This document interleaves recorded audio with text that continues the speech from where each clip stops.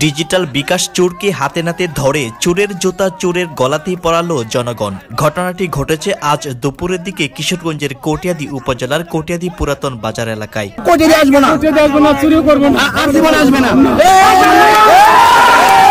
সেখানে হৃদয় নামের স্থানীয় এক ব্যবসায়ী দোকানের কাছে এসে বিকাশে কিছু টাকা পাঠাবে বলে প্রথমে জানায়। এরপর ব্যবসায়ী হৃদয় চোরের দেওয়া নাম্বারে ডায়াল করলে চোরটি বলে উঠে, যেই নাম্বারগুলো দিয়েছি এগুলো ভুল আছে, তাই টাকা লেনদেন হবে না। এরপর চোর নিজেই বলল, আপনি আপনার মোবাইল ফোনটি আমার কাছে দেন, আমি সঠিক নাম্বার বসিয়ে দিচ্ছি। আর এদিকে সহজ সরল মনে বিশ্বাসও করলেন ব্যবসায়ী হৃদয়। কিন্তু কে জানতো এটাই ছিল ডিজিটাল চোরের ডিজিটাল ফন্দি।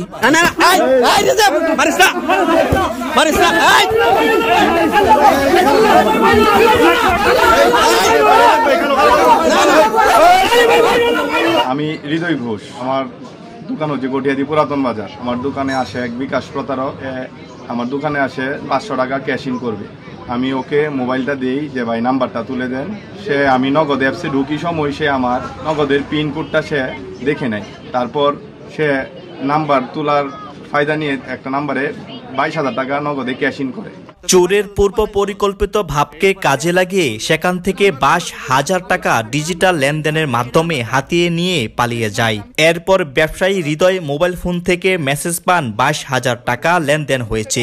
ঘটনা বুঝতেই চোরের সন্ধানে ছুটেন হৃদয় সহ অন্যান্য ব্যবসায়ীরা। এরপর কটিয়াদী বাসস্ট্যান্ড এলাকা থেকে হাতে নাতে ধরে জনগণ, আর সেখান থেকে জনগণ দিল মিষ্টি ভালোবাসার গণপিটুনি।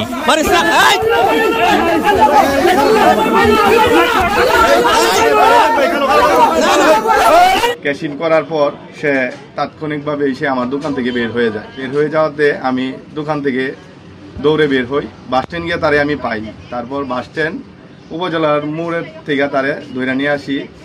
এলাকার আরও কিছু লোকের সাহায্য সহযোগিতায় আইনা আমি কটিয়াদী বণিক সমিতিতে তারে নিয়ে যাই। বণিক সমিতিতে নেওয়ার পরে আমার টাকা ও বণিক সমিতির মাধ্যমে এবং জনগণের মাধ্যমে উদ্ধার হয়। শুধু তাই নয়, চোরের জুতা চোরের গলাতেই পরালো জনগণ।